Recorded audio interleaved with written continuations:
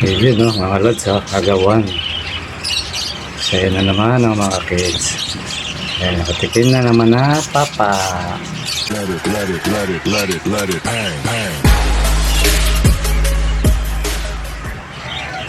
Magandang umaga mga idol, mga lods.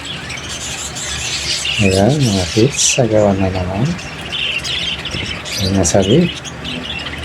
Ganyan nga mga idol, pag pinakain ko sila ng kanin, ng integra, tumatakaw sila sa seeds. Parang nasasabik mga lods. Medyo may pangit na mga lods sa mga nakain natin. Hindi magandang nangyari doon sa isang kids.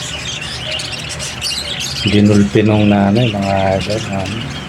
Halos nabalatan yung ulo, tapos yung tuka halos malaglag na.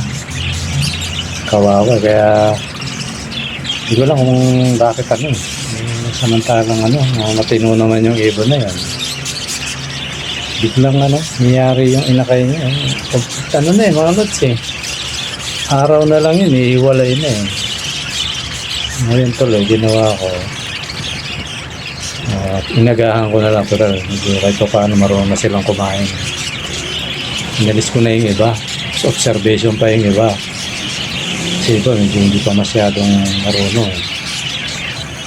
Napansin ko tuguan yung yung bibig nung pati malay ko sa bibig na yung inakay, yung inahin. Hindi ako pakali, tingin ako yung pugat, kita ko yung puro dugo yung inakay na isa. So, hiniwalay ko. Ngayon ko kung makarecover yun dahil hindi na siya makakain mga idol. Sa kanina hirap din subuhan dahil laglag yung tuka niya sa taas. Kaya kawawa, sayang. Minsan may ganyan may attitude yung hindi naman magugutom. Parang may panahon na naiirita sila mga lods. Kaya minsan pag yung hindi naman okay naman sa tinitingnan, obserbahan nyo rin mga lods kung saan naitingnan yung alaga nyo.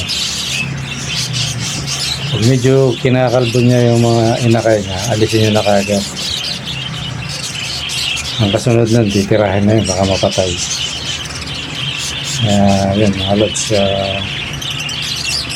hinahin ako doon sa napakaganda pa namang inakay nun. Yun na yung mataas na mutation natin. Baga, malalaking size na, tapos mga clear wing na sila mga lods. Mga solid na yung kulay.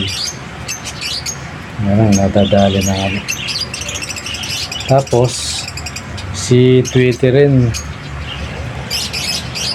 medyo parang naintindihan ko na siya na hindi ko alam kung naiinitan ba o nakikita ko yung mga nasa ilalim na ng buti na lang, kagandahan mga lods, yung pinakabutas na mong nest box nila, nakasahod yung ganyan. Ito nakikita yung paso na ganito. Yun, nasasalo doon. Kasi pag hindi mga lods, makakain ng tagayin pag lumawit siya, makakainin ng bubit siya. Ginawa ko kaysa masayang yung mga inakay niya, kasi bala ko na rin siyang papagpahingayin muna. Nilili na ako ng ipapalit. Ilalagay ko sila sa flying cage, siguro sa baba ko sila tapos titingnan ko rin kung pwede akong kumuha sa baba ng pagbibridan natin. Although mga bata pa kasi tayo, yung hinalo ko rin dito parang naglulo ko rin, yun naman kinakagat-kagat naman ako. Siguro sa panahon yun mga lods, kaya buti na medyo nagulan-ulan na, kaya kahit pa paano maku-cool down na sila. Kawawa kasi yung ilakay. Hinuhulog, tapos yung isa noon kinakatay Gusto ko bihira.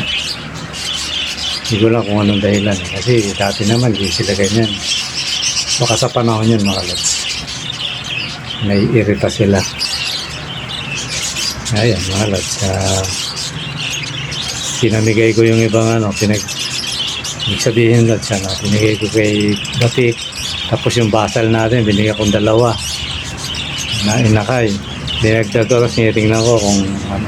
Pero kinakanong naman, kaya medyo napanatag akong konti. Pinampong ko na. Inubos ko na yung inakay ni Tweety. Sayang mga lods, kawawa naman kung mamamatay.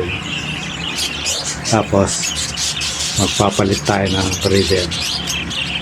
Tingnan natin kung ano yung mapili natin mga lods. Kasi sa ngayon mga idol, medyo busy pa tayo. Kaya yun mga lods. Ginagawa kasi ako mga idol. Maiksi muna yung mga video natin ngayon mga lods. Sana patuloy pa rin kayong sumuporta mga idol. Ngayon mga lods, nandito muna. Maraming salamat sa panonood. Bye-bye!